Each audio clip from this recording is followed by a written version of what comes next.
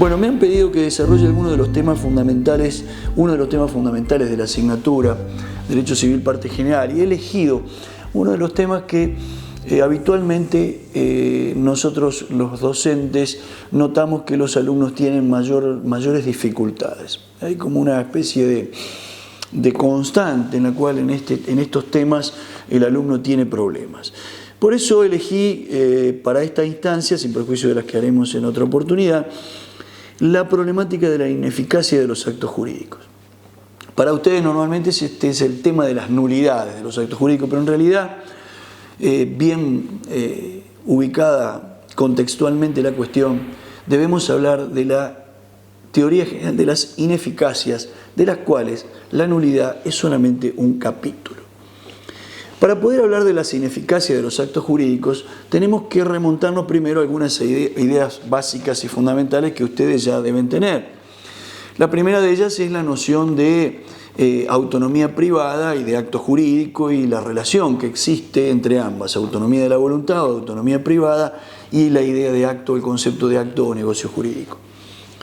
Ustedes bien saben que el ordenamiento jurídico en la mayoría de los casos, en muchas ocasiones, directamente atribuye los bienes, designa quiénes son los titulares de los bienes y a partir de allí los particulares satisfacen sus propios intereses. Pero en grandes sectores de la sociedad, de la vida social, no solamente de la economía, sino también de la vida de relación, el derecho objetivo deja librado a los particulares la posibilidad de autorregularse, de disponer sus propias reglas para satisfacer sus intereses privados o particulares. Es decir, les reconoce la facultad o la potestad de, mediante un acto de voluntad, establecer normas jurídicas que tienen origen particular o privado, mediante las cuales deciden cómo, cuándo y de qué manera regulan sus propios intereses privados. La idea del legislador es que los particulares son quienes en mejor condición están para saber cómo regular sus cuestiones, cómo resolver sus problemas, de qué manera anudar sus relaciones con los demás. El derecho solamente interviene en subsidio. La forma, el modo a través del cual se ejercita esa autonomía privada es mediante el otorgamiento de actos o negocios jurídicos. Estos actos o negocios jurídicos, como lo dice con claridad el Código Civil y Comercial en el artículo 259, son los actos voluntarios lícitos que tienen por fin inmediato la adquisición, modificación o extinción de relaciones o situaciones jurídicas. Es decir, un acto de voluntad que presupone la libertad individual, la libertad contractual, mediante el cual los sujetos autorregulan sus intereses mediante el otorgamiento de actos jurídicos. Por este motivo, los actos jurídicos tienen una particularidad muy especial, que son actos que, si bien son voluntarios y lícitos, además tienen la virtualidad de producir un efecto jurídico, una modificación en el mundo exterior, como dice el 259, ¿no? Adquisición, modificación o extinción de relaciones o situaciones jurídicas, pero no cualquiera, sino aquel efecto, aquella relación jurídica o aquella modificación de relación o situación que el propio particular o los propios particulares pretendan. Dicho en buen romance, los negocios jurídicos producen el efecto que las partes persiguen, buscan o quieren. Esto no significa que el derecho no interprete esa intención práctica. Los sujetos no tienen una intención jurídica direccionada claramente, salvo situaciones excepcionales. Yo siempre digo en clases, un contrato entre empresas, grandes corporaciones con asesoramiento jurídico y contable, seguramente cada una de las previsiones que el contrato tiene están pensadas en sus efectos jurídicos en detalle. Sin embargo, los particulares buscan o persiguen un efecto práctico, ¿sí? Si ustedes suben a un transporte público de pasajeros, pagan el boleto, ustedes lo que quieren es que los lleven a un lugar determinado, a un destino. Sin embargo, en realidad lo que están haciendo es celebrar un contrato de transporte público que tiene una serie de connotaciones que están implícitas en la conciencia social, Cuando ustedes suben al mismo ómnibus, ustedes saben que quieren que lo lleven a destino, a tiempo y sanos y salvos. Estas son la especie de decoración o interpretación que el ordenamiento hace de lo que son las intenciones prácticas de los sujetos. Pero de todas maneras, el concepto sigue siendo el mismo. El negocio jurídico produce los efectos que las partes persiguen o quieren. Estos efectos que las partes persiguen o quieren se denominan efectos directos de los actos jurídicos. Efectos directos. Todas las modificaciones, adquisiciones o extinciones de derechos, deberes, situaciones o relaciones jurídicas perseguidas por las partes se denominan efectos directos. Estos efectos directos de los negocios jurídicos en principio solo se producen entre las partes, es decir, entre aquellos que acuerdan, que ejercen la autonomía contractual, negocial.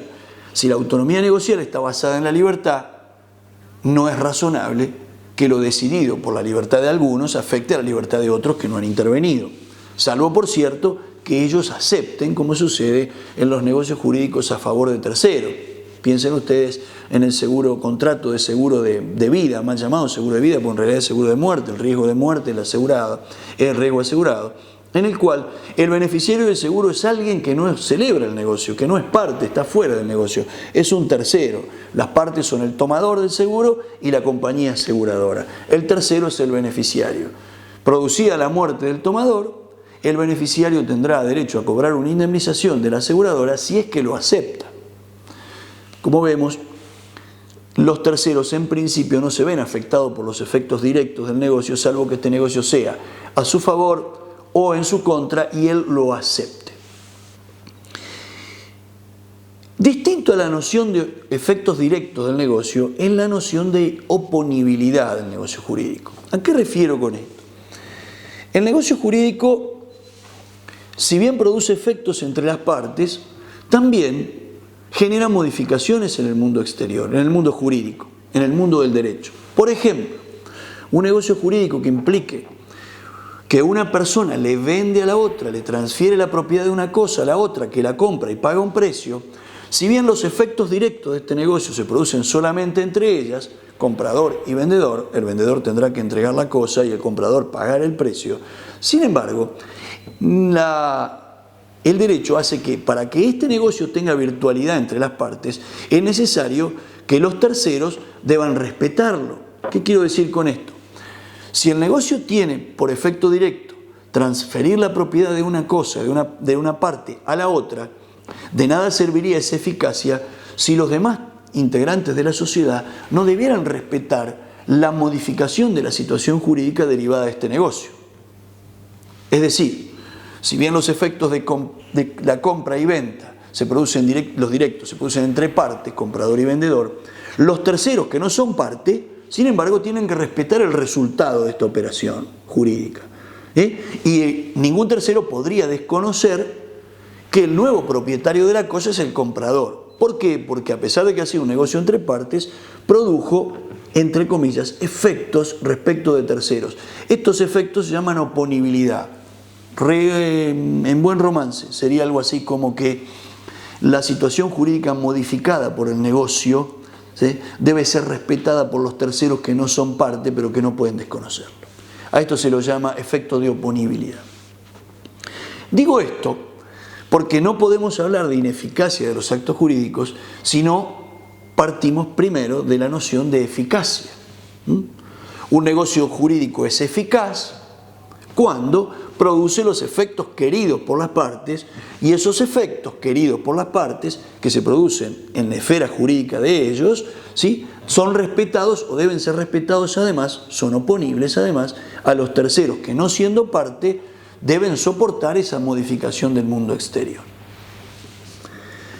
Si un negocio jurídico es eficaz en estas condiciones, ello significa que un concepto genérico de ineficacia implica que todo acto que tenga mermados sus efectos o que sea impedido de producir efectos por algún motivo es un acto al cual le denominaremos genérico, se denomina genéricamente ineficaz. Es decir, ineficacia sería sinónimo de privación, minoración o disminución de los efectos de un acto jurídico.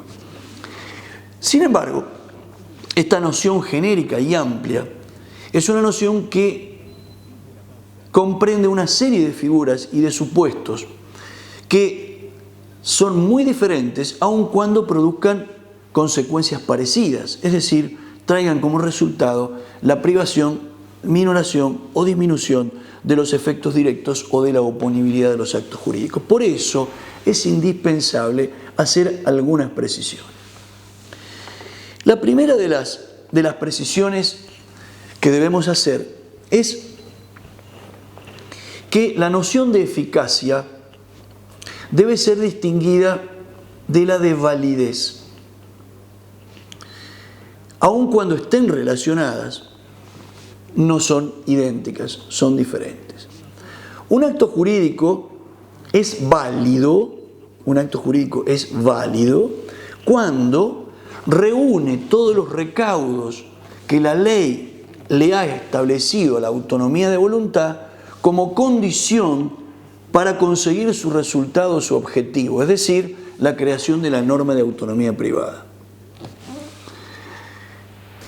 Si el ordenamiento le reconoce a los particulares la facultad de crear sus propias reglas de derecho, esto no significa que lo hace incondicionadamente. Al contrario, el propio ordenamiento establece ciertas pautas, reglas, que yo llamo vallas o valladares, que la autonomía de la voluntad tiene que superar como mínimo para conseguir como resultado que el negocio cumpla con su objetivo, que es producir la norma de autonomía privada. Si la autonomía de la voluntad no supera esas vallas o esos recaudos que con carácter imperativo, por definición, el ordenamiento le pone, el ordenamiento reacciona. ¿Cómo reacciona? Privándolo de valor al acto de autonomía. Es decir, un acto de autonomía que no cumple con los recaudos que la ley le ha establecido como condición, implica que el acto es sanción, que el producto de la autonomía de la voluntad es susceptible de la sanción del ordenamiento, sanción que consiste justamente en que el acto no consiga el resultado, es decir, que no obtenga, no reúna, no produzca los efectos deseados o queridos por las partes. Es decir, que cuando la autonomía de la voluntad, infringiendo normas de carácter imperativo, no se expresa con los recaudos que la ley le establece en cuanto a los sujetos, su capacidad, el objeto, la licitud y la posibilidad, la causa y su licitud, existencia y posibilidad, y la forma, cuando la forma es exigida como condición de valor, el ordenamiento reacciona y le impone una sanción que implica la privación de efectos del negocio. Es decir, que la primera y más importante causal de ineficacia de los actos jurídicos es la invalidez. Invalidez que en nuestro derecho es sinónimo de nulidad. Cuando decimos que un acto jurídico es inválido, estamos diciendo que es un acto jurídico nulo.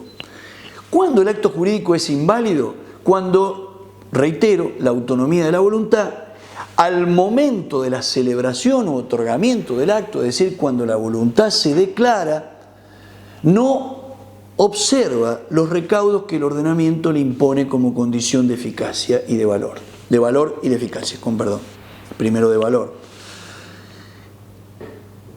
Dicho esto, advertimos que la ineficacia que deriva de la invalidez de los actos jurídicos es una ineficacia que se denomina estructural. ¿Por qué estructural?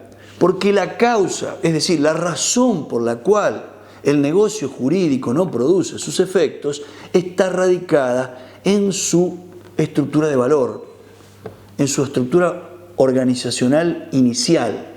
Por definición, para que el acto sea inválido, el acto tiene que tener un defecto en su estructura de valor que se presenta al momento del otorgamiento, al momento de la celebración, al momento en que la voluntad se declara.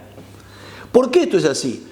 Porque si el problema o el defecto aparece después de que el negocio se celebró, entonces no es un problema de infracción de la autonomía de la voluntad del ordenamiento, sino que ha habido un acontecimiento sobreviniente que por ser sobreviniente ha superado la previsión de las partes, o aunque no la haya superado, al momento de la celebración, el negocio estaba celebrado conforme los recaudos que la ley le establecía. Les doy un ejemplo. No es lo mismo un negocio jurídico celebrado en el momento que existe la prohibición de comerciar con un determinado objeto, en cuyo caso el objeto prohibido al momento de la celebración implica la nulidad del acto porque no reúne con los recaudos esenciales originarios, al caso en el cual un negocio jurídico celebrado cuando el objeto se puede comerciar se complica porque en su ejecución, porque con posterioridad a su celebración se prohíbe la comercialización de ese producto. Veamos un ejemplo muy claro. Supongan que alguien contrata la importación de efedrina de México cuando la importación de efedrina no estaba prohibida. Contrata la importación de efedrina con un contrato de provisión a 2 años, con entregas mensuales o semestrales.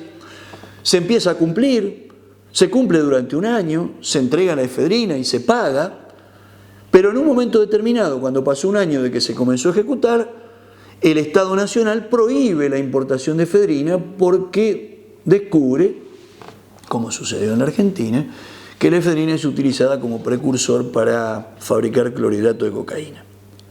Ustedes, como podrán advertir, ese negocio se convirtió en un negocio de objeto prohibido, pero no es lo mismo si el objeto estaba prohibido cuando se celebró, así el objeto fue prohibido después de que se celebró. Si estaba prohibido cuando se celebró, la autonomía de la voluntad infringió la ley imperativa. En cambio, si está prohibido, se prohíbe después de la celebración, no hay infracción de la autonomía de voluntad de la ley imperativa cuando se celebra, aun cuando el negocio jurídico no pueda seguirse cumpliendo porque la ley prohíbe su ejecución a posteriori. La idea de invalidez, entonces, resume la noción de antijuridicidad. El negocio jurídico es otorgado en forma antijurídica, contraria a la norma imperativa, y esto implica que la antijuridicidad es originaria. Sin embargo, como advertimos en el mismo ejemplo que acabamos de dar recién, hay supuestos en los cuales un acto siendo válido, pese a ser válido, en algún momento determinado ve mermada, disminuida o impedida su eficacia. Es decir, actos que son válidos pero ineficaces. Claro, si fuesen inválidos, la ineficacia es la consecuencia natural de la sanción del ordenamiento por su antijuridicidad. Pero siendo válidos, ¿cómo puede ser que sean ineficaces? Bien, si los actos son válidos, el principio general, normal y lógico es que la autonomía de la voluntad tenga virtualidad y por ende que produzcan sus efectos. Sin embargo, si encontramos actos válidos pero ineficaces, esto significa que existe una causal, una hipótesis en la cual el acto ve disminuido o privado sus efectos, pese a que es válido, por lo cual esa causal está necesariamente radicada fuera de la estructura de valor del acto. Es decir, se trata de un acto que tiene todos sus elementos esenciales configurados y perfectos, pero que sin embargo hay un motivo por fuera de esa estructura que provoca o causa su ineficacia. Cuando estamos ante estos supuestos, la doctrina los califica la ineficacia como ineficacia en sentido estricto o mal llamada ineficacia funcional. Digo mal llamada porque en la mayoría de los casos la ineficacia funcional se asimila a la ineficacia sobreviniente y en realidad la ineficacia funcional puede ser sobreviniente o puede ser originaria. Es decir, un acto puede ser válido e ineficaz originariamente y puede ser válido y eficaz y después dejar de ser eficaz, o puede ser válido, eficaz y nunca más ser ineficaz y nunca más lograr eficacia. Ya veremos los ejemplos. Parece un poco complicado, pero no lo es tanto. ¿Cuáles son aquellos casos en los cuales el acto jurídico es válido, pero es ineficaz? Es decir, es ineficaz en sentido estricto. El primero primero que se nos aparece, el primero de los supuestos que se nos aparece, que se nos muestra, es el que se llama la inoponibilidad, y que tiene que ver con esto de la eficacia oponibilidad de los negocios jurídicos respecto de los terceros de los que hablaba recién. Recuerdan que decíamos que los negocios jurídicos tienen efectos directos entre las partes, solo excepcionalmente respecto de terceros como en el contrato de seguro, pero que respecto de los restantes terceros, los que no forman parte del negocio, tienen una suerte de eficacia que implica que los terceros tienen que respetar la modificación del mundo jurídico que se deriva de ese negocio del que hablamos. Esto se llama oponibilidad. La regla general es que todos los actos jurídicos, siendo eficaces entre partes, son oponibles a los terceros. Los terceros tienen que respetarlos.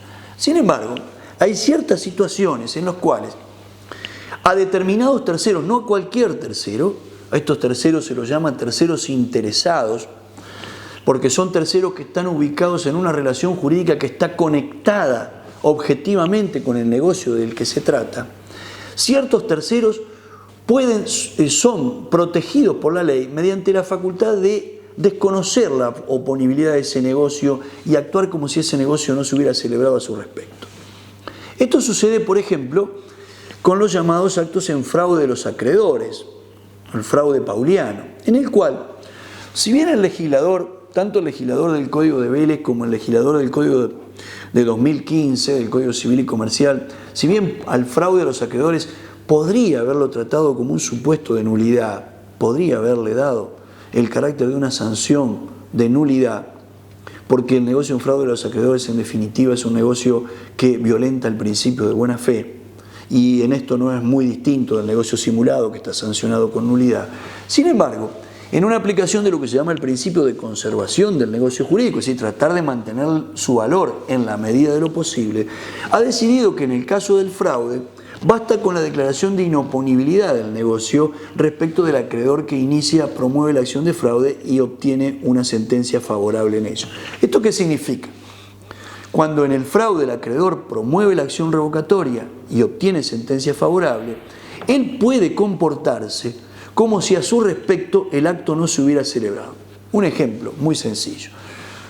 Una persona que tiene un acreedor que está en estado, este sujeto está en estado de insolvencia, para evitar que el acreedor agreda sus bienes y cobre sus créditos, los enajena, se los vende a alguien, cobra una suma de dinero por ello y la esconde para evitar que lo cobren. El acreedor ataca ese acto, pero su acción no es una acción de nulidad, sino que es una acción de inoponibilidad. ¿El qué pretende? Que el acto siga siendo válido y eficaz entre las partes, comprador, vendedor, deudor fraudulento, pero que a su respecto el acto no produzca efectos de oponibilidad. Es decir, obtenida la sentencia, el acto será inoponible a su respecto, no proyectará una modificación del mundo exterior a su respecto y él se va a poder comportar como si el acto no se hubiera otorgado. Esto significa que él podrá embargar y rematar el bien, aunque el bien ya haya salido como consecuencia del negocio jurídico inoponible, haya salido del patrimonio de su deudor y haya ingresado al patrimonio de otra persona que no tiene una relación de crédito con él. Sin embargo, él puede actuar como si ese acto a su respecto no se hubiese otorgado. El Código Civil y Comercial ha introducido una modificación importante porque, a diferencia del Código Civil, ha introducido la noción de inoponibilidad como una noción de categoría legal, que antes era una noción que había construido la doctrina. Véase, por ejemplo, que el artículo 382 nos dice con claridad: los actos jurídicos pueden ser ineficaces en razón de su nulidad o de su inoponibilidad respecto de determinadas personas.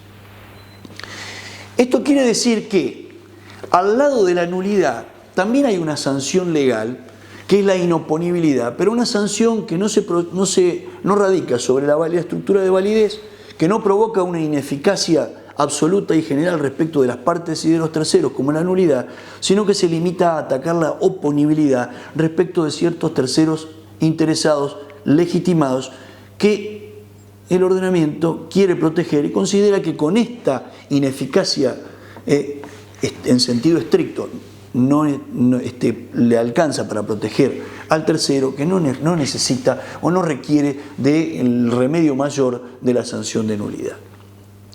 Es decir que, desde el punto de vista de origen legal, vamos a tener dos grandes conceptos o dos grandes supuestos de ineficacia.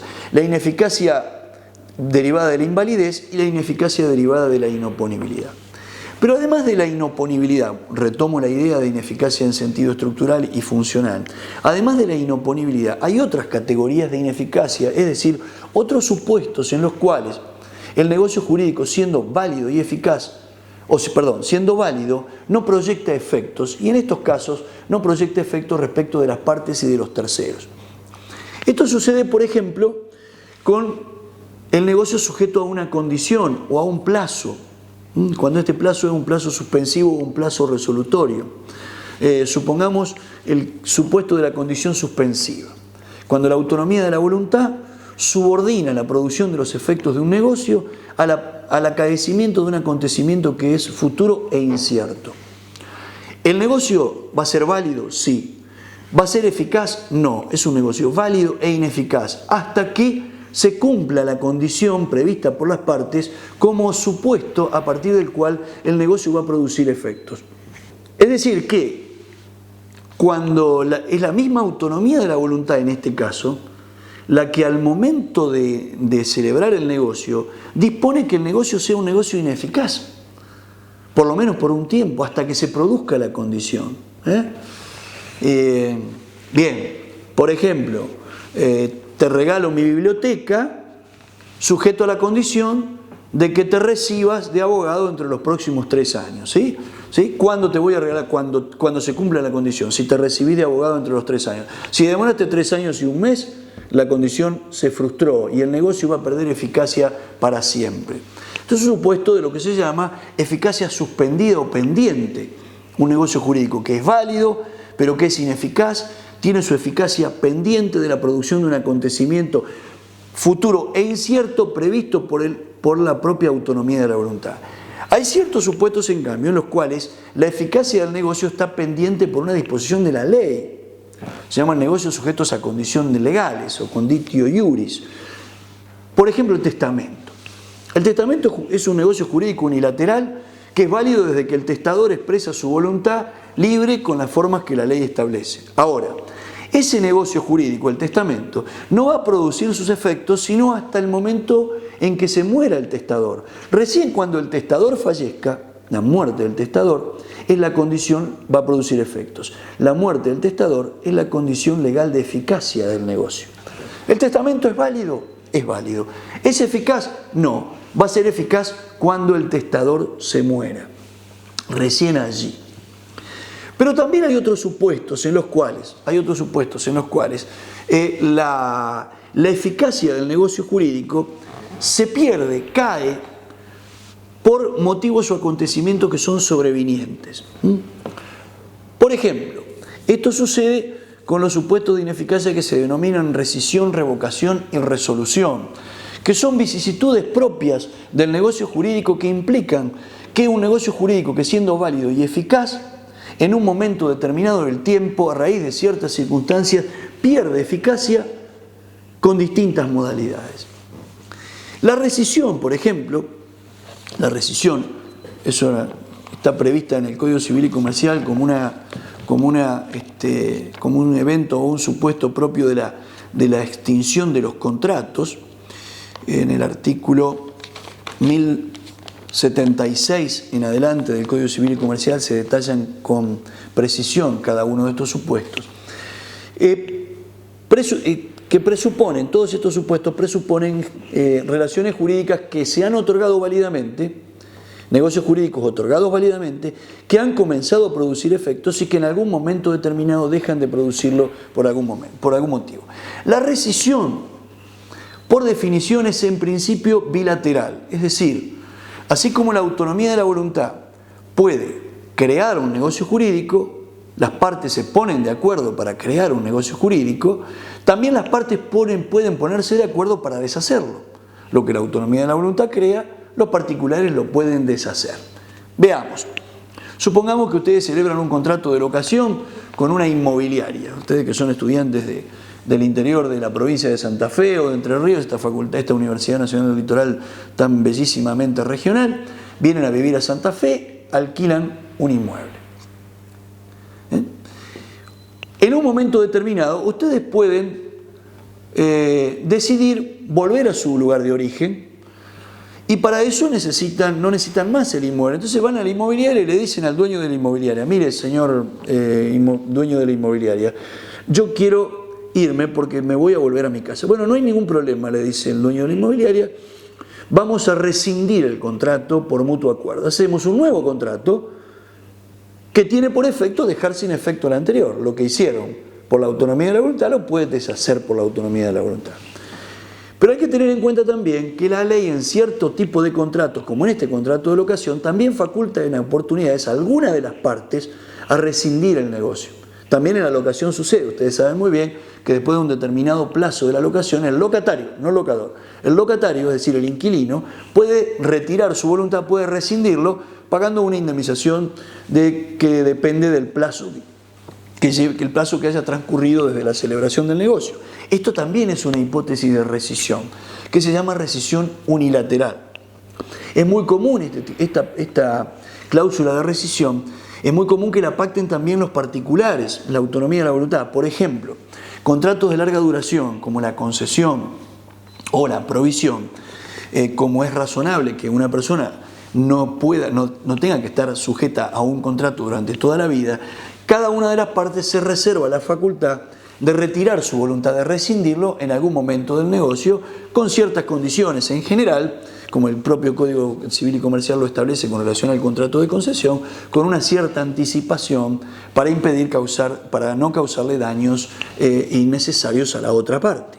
Comunicando con una cierta anticipación, las partes pueden retirar, una de las partes puede retirar la voluntad sin expresión de causa. Esto es rescisión.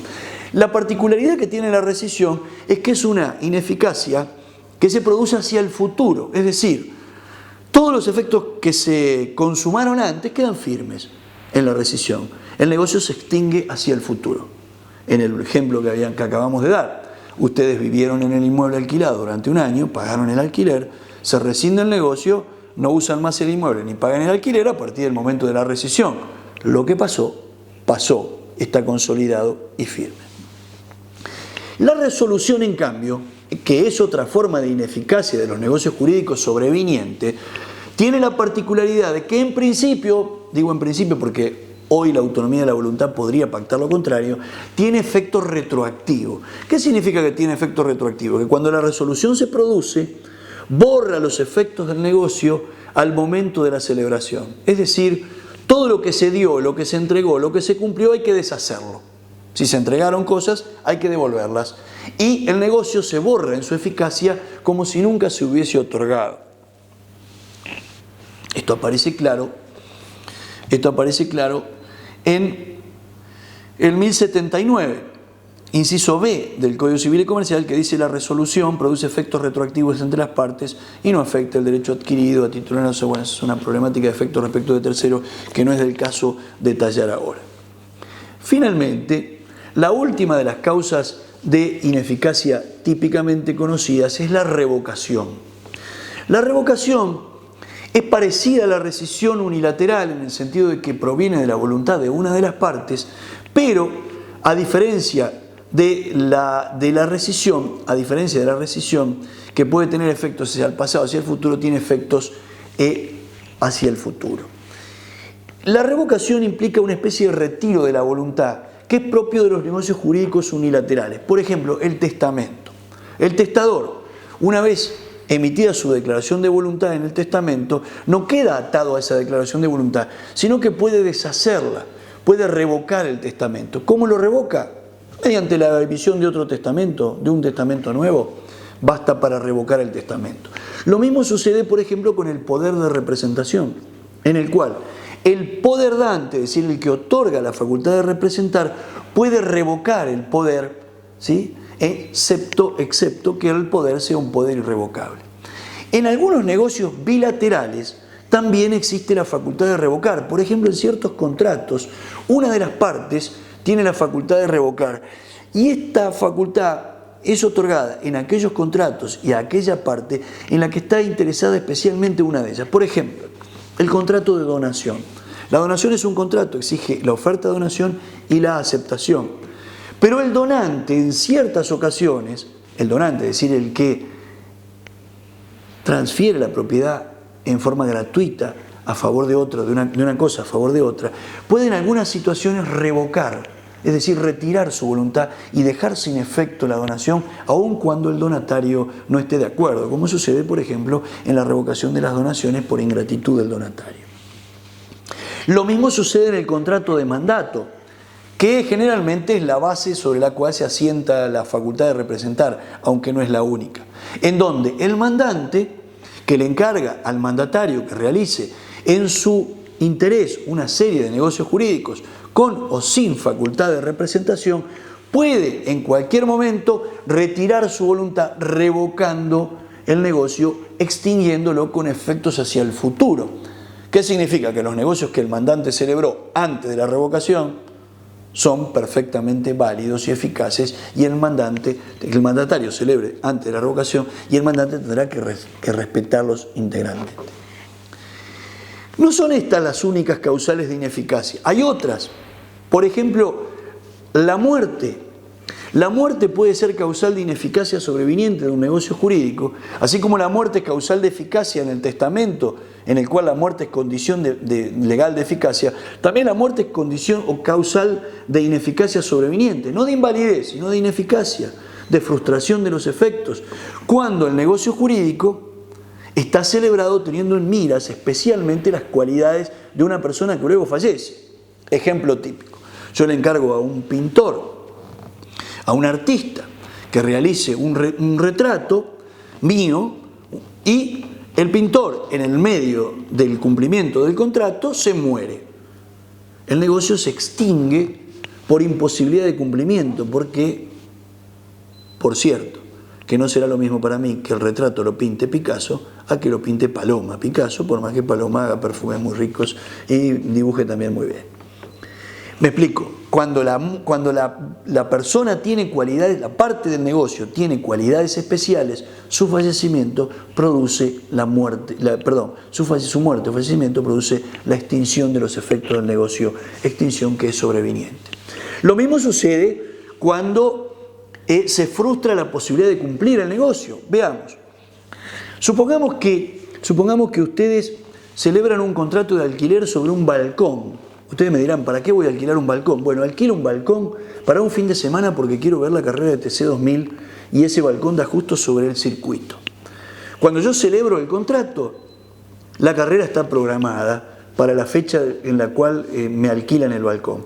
Pero resulta que después de celebrado el contrato, por causas ajenas a las partes, la carrera se suspende. ¿A ustedes les parece que ese contrato puede seguir cumpliéndose? ¿A ustedes les parece que el locador me podrá venir a decir, venga usted, utilice el balcón como quiera, venga a tomar mate si quiere? Porque, no, ese negocio tenía una finalidad. Si la finalidad se frustra después de que el negocio se celebró, el negocio deviene ineficaz por imposibilidad de cumplimiento, en este caso por frustración de la causa final. ¿El negocio es válido? Es válido, pero se convierte en ineficaz. Distinto sería si el alquiler del balcón para ver la carrera lo hubiésemos celebrado cuando ya la carrera se había suspendido, sin que nosotros supiésemos que la carrera se había suspendido. En ese caso, el negocio va a ser ineficaz igualmente, pero la ineficacia no va a derivar de una ineficacia funcional, de la frustración del fin, sino que va a derivar de un defecto sustancial en la estructura de valor del acto. El acto carece de causa sin que las partes lo conozcan.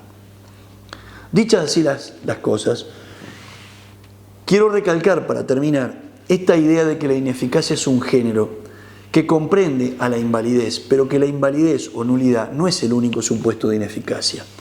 Que hay otros casos o hipótesis en las cuales el negocio jurídico, siendo válido, no produce sus efectos, a veces respecto de todos los terceros y las partes, a veces solo respecto de determinados terceros. Muchas gracias.